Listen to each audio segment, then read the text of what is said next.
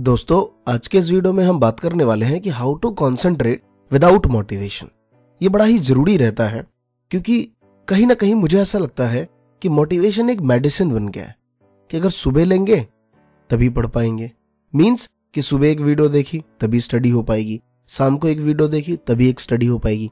मैं मोटिवेशन को बुरा नहीं कह रहा, लेकिन मुझे ऐसा लगता है कि यार कॉन्सेंट्रेशन करने का हमें कोई और भी तरीका ढूंढना पड़ेगा।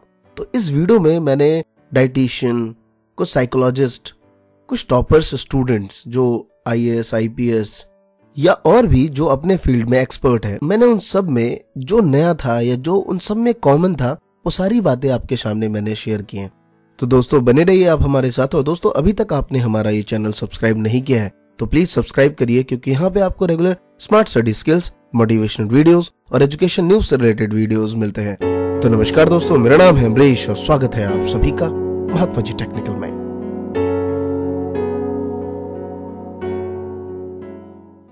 तो दोस्तों पहली चीज कि जब आप पढ़ रहे हो तो पढ़ाई के दौरान आपको बीच बीच में उठना बहुत जरूरी है। मींस हमें उठने की आदत डालनी पड़ेगी।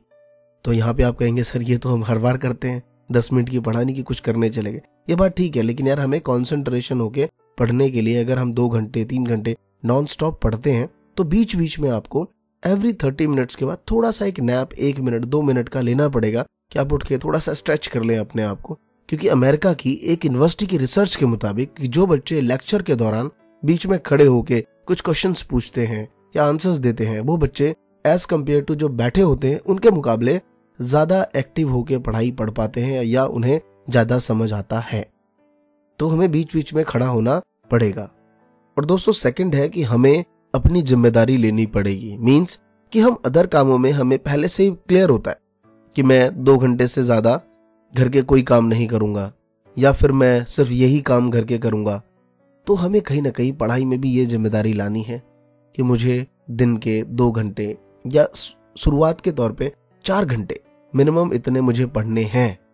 और ये जिम्मेदारी हमें समझनी पड़ेगी कि जब हम अदर कामों में इतना सीरियस रहते हैं तो कहीं ना कहीं पढ़ाई में भी हमें बच्चा जो बनते हैं उसे अवॉइड करके एक मैच्योरनेस दिखानी पड़ेगी अपनी स्टडी के लिए।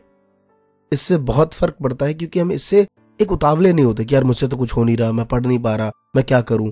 इट मीन्स कि हम अगर 3 से 4-5 घंटे अगर रेगुलर अपनी स्टडी को दें तो हमें रेगुलर एक रूटीन में कुछ वो सब्जेक्ट्स बार बार रिपीटेड होंगे और हमें वो चीजें रूटीन वाइज फॉलो हम कर पाएंगे।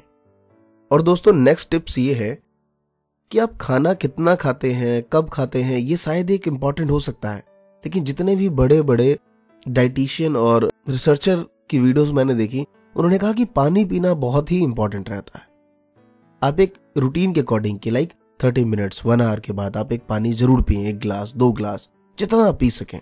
पानी पीना बहुत जरूरी है हमारे माइंड को स्थिर करने के लिए और उसको सही वे में काम करने के लिए, क्योंकि कॉन्सेंट्रेशन की बात कर रहे हैं हम यहाँ पे कि पढ़ाई में कॉन्सेंट्रेशन कैसे रखें, अपने आप को स्टिल। तो दोस्तों पानी का होना बहुत जरूरी है। इससे हमारे माइंड थोड़ा सा एक्टिव रहता है एज कम्पेयर टू दिस कि हम एक अनरूटीन वाइज पानी पी रहे हैं बार बार।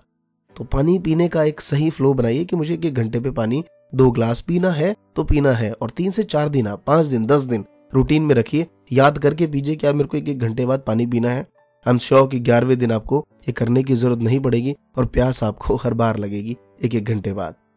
और दोस्तों नेक्स्ट है कि आप कुछ हेल्दी फ्रूट्स जरूर लें, जैसे एप्पल हो गया, एलमंड हो गया, काजू, किशमिश, इस टाइप की चीजें आप दिन में थोड़ा बहुत लें। ये नहीं कि आप दिन भर यही खाते रह गए, थोड़ा सा एक नियमित रूप से सुबह या शाम इस तरीके से आप रूटीन बना के ले सकते हैं।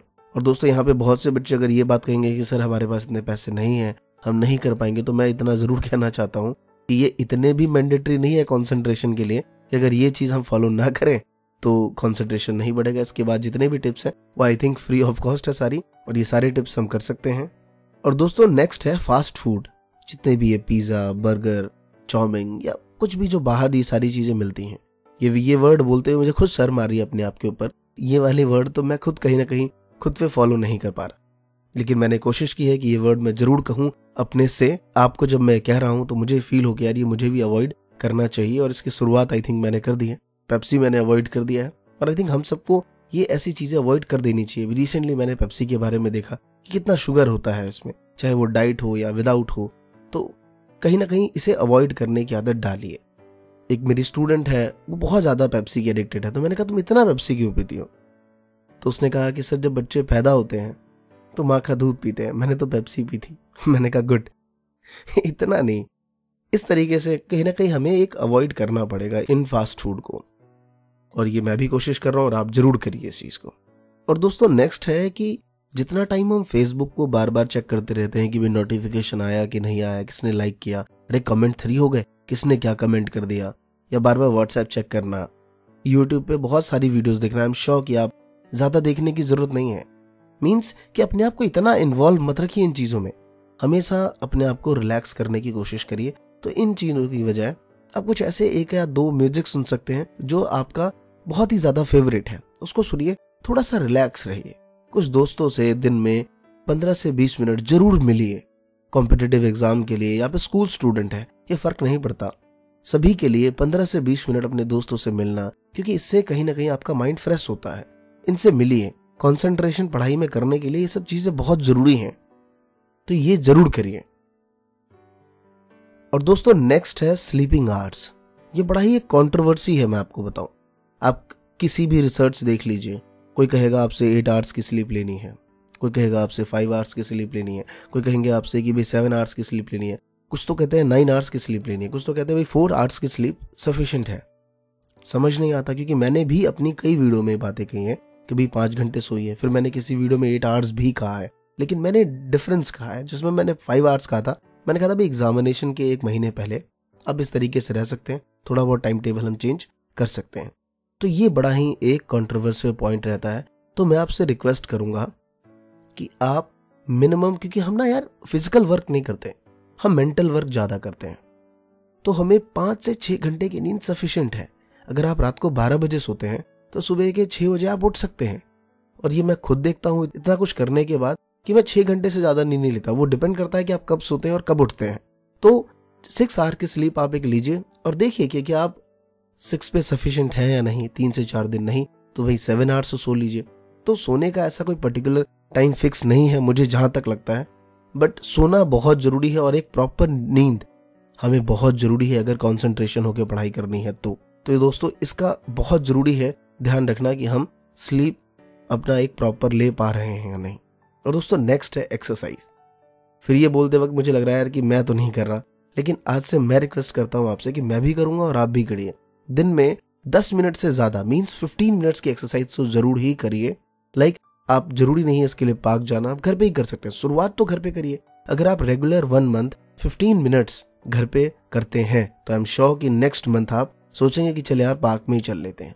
तो आई एम श्योर कि आज से आप भी स्टार्ट करिए और मैं भी स्टार्ट करता हूँ। और वाकई इसका इफेक्टिवनेस रहता है। सबने यही कहा, जितने भी टॉपर्स थे उन्होंने कहा कि मैं अगर पार्क नहीं जा पाता था तो मैं घर पे योगा कर लेता था। मींस 15 मिनट्स जो भी आपको योगा हो, एक्सरसाइज हो, मेडिटेशन हो। मेडिटेशन का ये रहता है कि थोड़ा शांत वातावरण में करिए।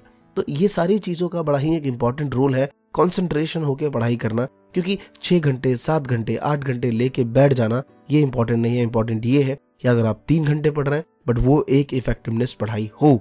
तो इन बातों का हमें जरूर ध्यान रखिए, चाहे आप कॉम्पिटिटिव के स्टूडेंट्स हो, यूपीएससी के एग्जामिनेशन दे रहे हो, या फिर स्कूल स्टूडेंट्स हो, कॉलेज स्टूडेंट हो, या फिर कोई डिप्लोमा कर रहे हो। इससे फर्क नहीं पड़ता। फर्क ये पड़ता है कि क्या आप कंसंट्रेशन होकर पढ़ाई पढ़ रहे हैं। दोस्तों किसी भी बड़े से बड़े कॉम्पिटिटिव एग्जाम को ले लीजिए, कोई भी एग्जाम टफ नहीं है। टफ हम स्टूडेंट ही बनाते हैं उसे। ये आप ध्यान रखिए इस बात को। और ये सारी बातें छोटी छोटी बातें हैं, ये कोई बहुत बड़ी बातें नहीं है। ये सारी बातें आप जानते होंगे, लेकिन शायद कुछ बच्चे मुझसे सुनना चाहते हैं। तो ये मैं कह रहा हूं और ये राइट है, क्योंकि मैंने रिसर्च की है इसके ऊपर, इतनी सारी वीडियोस देखी हैं, इतने सारे मैंने आर्टिकल्स पढ़े हैं और उन सब में ये सारी बातें कॉमन है। सब में ये थी बातें।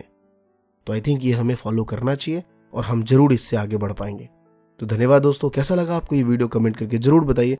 और मैं आप सभी से रिक्वेस्ट करता हूं कि आप सभी इस वीडियो को शेयर करके अपने फेसबुक पे हैशटैग जरूर चलाइए, #महात्मा जी टेक्निकल। धन्यवाद दोस्तों। जय हिंद, जय भारत।